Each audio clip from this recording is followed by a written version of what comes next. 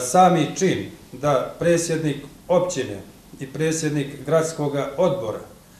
tako nastupa da na javnom mjestu u sred centra grada poziva na javni linč svojih građana, da poziva na ubijstva, da njegovi ljudi otimaju kameru akreditiranom novinaru, da njegovi ljudi prijete, da njegovi ljudi pokušavaju zastrašiti mlade aktiviste BDZ Sandžaka, govori o panici i govori o nemoći i govori o tome da su ovi izbori zadnji za takvu politiku. Zato ja pozivam gospodina Ugljanina da poduzme sve korake i da spriječi svoje ljude na terenu, da spriječi svoje funkcionere da izazivaju incidente, da pokušaju incidentima da nadomjeste svoju slabost i da nadomjeste rezultate svoga nečinjenja u prethodnom periodu za građane Sjenice i Sandžaka. Gospodin koji je funkcioner SDA Sandžaka treba odgovoriti građanima Sjenice na druga pitanja. Treba odgovoriti šta je sa privredom Sjenice, šta je sa resursima Sjenice, šta je sa onim što su oni svojim nerađenjem ili svojom lošom politikom uradili od ovoga grada. Građani Sjenice s kojima se svakodnevno susrećemo ogorčeni su na takvu politiku koja je u svom posljednjem potezu i posljednju instituciju koja je vezana za ovaj grad, a to je opća bolnica, prepustili drugom gradu, a od tog grada su preuzeli dugove. Građani Sjenice ogorčeni su zašto je 1000 hektara pešterske zemlje prodato za 12.000 eura.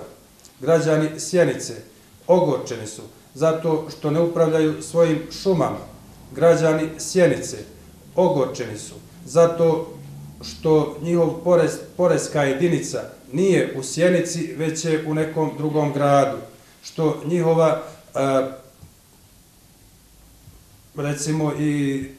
direkcija za urbanizam nije u Sjenici, nego u drugom gradu, što ni jedna državna institucija ovdje nema svoju ispostavu, već građani Sjenice moraju svakodnevno putovati za najobičnije poslove u druge gradove. Građanima Sjenice od svih državnih institucija jedino je vraćen sud, valjda da bi se tu mogli što lakše osuđivati i što lakše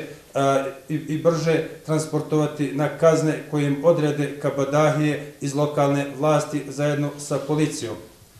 Prisustvo policije na jučerašnjem događaju i njihova asistencija, njihovo podržavanje poklika gradonačelnika Sjenice koji poziva na ubijstva, koji poziva na remećenje javnog reda i mira, govori samo o tome da policija i lokalna vlast su ovdje jedno.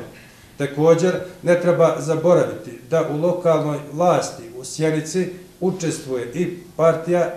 SPS, čiji je predsjednik aktualni ministar policije.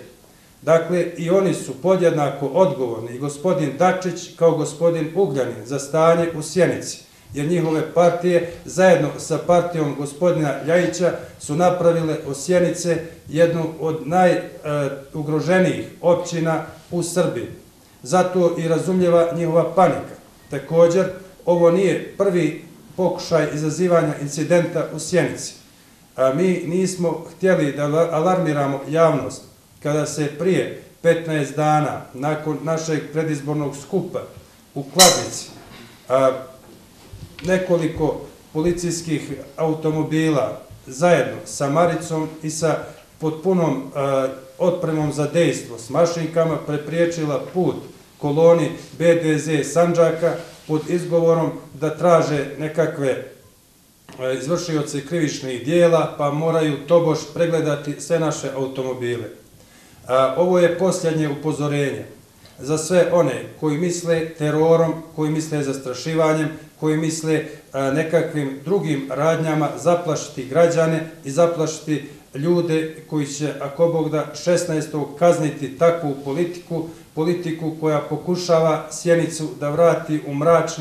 mračne godine 90-ih, u mračno doba kada je ovdje policija vršila teror nad građanstvom, a kada su isti ti funkcioneri SDA